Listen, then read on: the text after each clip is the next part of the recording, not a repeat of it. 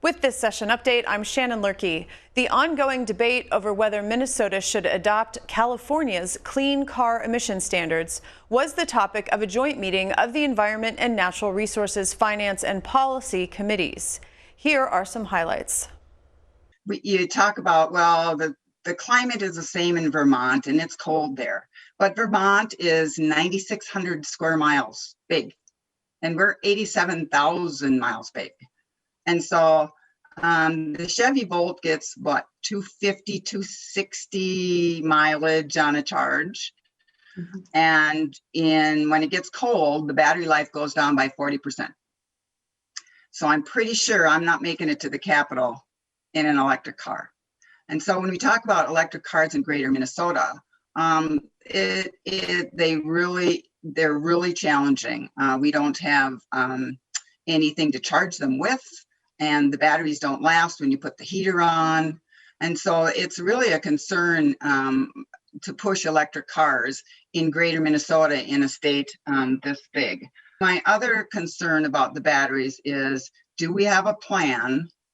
The batteries in greater Minnesota will not last as long as they will in other states because they'll be constantly drained because of the cold weather. We have let's see, California has 18 days below freezing. We have 153 days below freezing. So we have a little different climate then. But my concern is, what is the plan for the batteries when they have to be replaced? There are no requirements to buy one of these electric vehicles. So there is a phase-in piece for the manufacturers to be able to provide them into the state. And there's no requirement that a certain amount have to be sold in greater Minnesota either. This is, the manufacturers can meet their requirements wherever they want to distribute these within the state. So I know that electronics recycling and especially battery recycling is something that we do have to think about. I think the piece that we have here is that we always have to figure out how to dispose of cars at their end of life as well. There's a lot less maintenance on these electric vehicles than there are on other cars over time as well. So, but finding a safe disposal for batteries is something that I know the industry is kind of on the forefront, and also extending the life of the batteries. So I would expect that we'll see a lot more innovation going into that in the future about both the life of the batteries as well as our recycling of batteries. In the energy industry, they are ready. You know, they want to put the charging stations. They feel it's tremendous business. It's exciting. You know, everybody's talking about this. Consumers want it. Everybody wants it. And what I understood was that, you know, some of the car dealer the businesses were hesitant about the time frame because they thought it was going to happen right away and they were not going to be able to acquire inventory. It seems that, you know, if this is going to happen in 2005, there is a time frame that will really help them, you know, get to where they need to be in terms of inventory. And if we don't do this, they will be left behind. And so Minnesota will not be in a competitive way because people want these cars and they're going to go out and buy these cars someplace else. We've met with the dealers a number of times to try to really understand, but also to understand concerns, but also to, we met with manufacturers to also understand where they're going. I mean, these vehicles are coming into the marketplace. They are not coming Minnesota right now. And I can tell you because that both in talking to other states, but also other countries where they have put in requirements. And in fact, you know, in Europe and the UK right now, there's over 400 models that will be available in 2025 that are the zero emissions. You know, let's continue to talk about competition. Basically, in your own statement of need and reasonableness, you estimated that the standards will increase the cost of every vehicle in Minnesota by $1,139. Now, I represent a border district, And my dealers tell me that 20 to 40% of their business comes from across the state line. So automatically you have placed them at a competitive disadvantage. What we also know, and we have talked with other states that have put these standards into place, is that the dealers can also sell non-low emission vehicle standard vehicles to people that live out of state. But if they're going to sell to a Minnesotan, it needs to be a low emission vehicle. But then what we do find was, when we even considering that upfront increased cost, that over the first 5 years and the lifetime ownership of the vehicle, there's a savings to the vehicle owner, because that vehicle is a more efficient vehicle and saves them money at the pump. So, but it's my understanding that there's going to be an increase in cost of every vehicle that is sold in Minnesota, not just the no emission vehicles that are sold. And at the end of the day, what kind of a gas price were you computing as far as basing that savings on? I would need to look that up and make sure I pull the correct number out of the technical support document, so that I am accurate in the answer that I give to you. What I'm trying to figure out is, if there's no requirement to buy, why don't we just let demand run the market? And because I don't see people going out to New Jersey to buy an electric car. They might go to the dealer and say, I want an electric car. And the dealer says, let me get one from you. Can get one for you.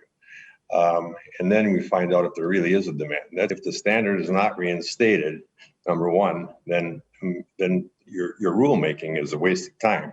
We believe it will be reinstated. Well, and number two, you have a federal government that's probably going to go back to the previous standard, but you might want to wait and see. And number three, how do you know if the rule is reinstated if California doesn't change their rules in a way that we have no idea what it's going to be? Yeah.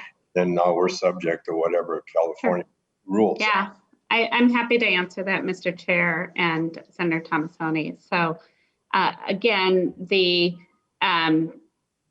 believe it will be reinstated, or that the court would hold that up.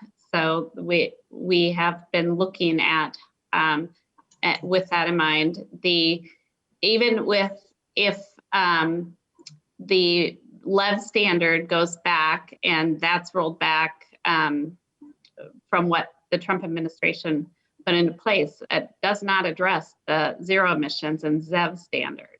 Commissioner, if California changes their standard, then who's in charge of changing Minnesota's standard, the MPCA or the legislature? You'd have the choice either to go back to the federal standard or to go through another, open rulemaking to go to those standards, to the state standards, which are the 14 others. Once again, I think we're jumping the gun. I don't think we need to do this until we find out what happens in court. And I don't think we need to do this until we find out what the Biden administration does. And I'm not sure why we're in a hurry to do this. So. Have already adopted these standards were either by governor rule or by legislature. Let's back up all the way to the beginning. Did Governor Walz's administration come to myself or anybody in leadership, either on the DFL side or the Republican side of the environment committees or energy committees, and ask if the legislature could participate at all in this? Or how did that come about? Because I don't remember the administration asking me if I would participate. This was part of the governor's, initial climate agenda and discussion that he'd had, I know, with cabinet and with others about his climate agenda, but I don't think he came to you to ask about legislative authority to do this. No, he didn't, and I just wanted to make that very clear. I don't think anybody, at least as far as I know, in our caucus was asked of that. I could check with leadership. In order to move on with the rule, it would seem that you've exhausted every other means legislatively, but that was not the case with this administration. I do have a sense of urgency around the climate crisis. We know from the UN Intergovernmental Panel on Climate Change that we have about 9 years to avoid climate catastrophe. And so what I see here is something actually quite conservative. I see, another year of rulemaking, a 2-year waiting period before implementation even begins. And we're talking about models in 2025 before this even comes into effect. And I know that, I have constituents up in Duluth who are, we're out of the Twin Cities, about 2.5, 3 hours drive from the Twin Cities.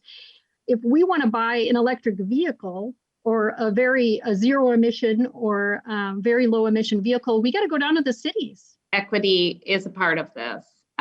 We know that while Minnesota meets federal air quality standards, it isn't everywhere in the state. And and we see those communities, especially that are close to our highways, being very disproportionately impacted by poor air in Minnesota. And folks who have quite a bit of, shall we say, cash or income, and I think this harms the low-income communities the absolute most, and the minority communities the absolute most. Somewhere between, depending on how many vehicles they sell this year, let's say 7% of 200,000, because that's kind of an average between the 2 years. That puts us at 14,000 vehicles that is going to be mandated to be electric in the state of Minnesota in 2025, correct? correct. Sure. If my math is right. Do you think we're going to sell all those in 2025? Roughly speaking, do you think we'll sell all 14,000? Commissioner? Mr. Chair and members, I would say that some of these concerns and issues are opportunities for comment for the administrative law judge. But to that point, states who have adopted this have not seen issues with compliance and non-compliance. And also in our conversations with the automobile dealers, the automobile manufacturers, we heard the need for regulatory compliance, and our credit scheme does provide an initial allotment of 1 year of compliance credits that will allow the manufacturers to ramp up during that 2-year process and manage their inventory as they need. I don't have a problem with electric vehicles. In fact, I think they're probably going to be the wave of the future. What I do have an issue with is when the state tries to mandate something and doesn't even have an idea of what that one vehicle costs. This is something where an agency that's never regulated in an industry of this kind, as far as I know, is attempting to regulate a large chunk of the Minnesota industry. And I really have an issue with that. We're not incentivizing the purchase of electric vehicles, we're mandating it. Even though there's economic challenge for some people, there's a loan program when you buy a car. People get loans. So if you're not mandated to buy, but when people choose to buy, you have that option, and the option to buy a low emission car is better.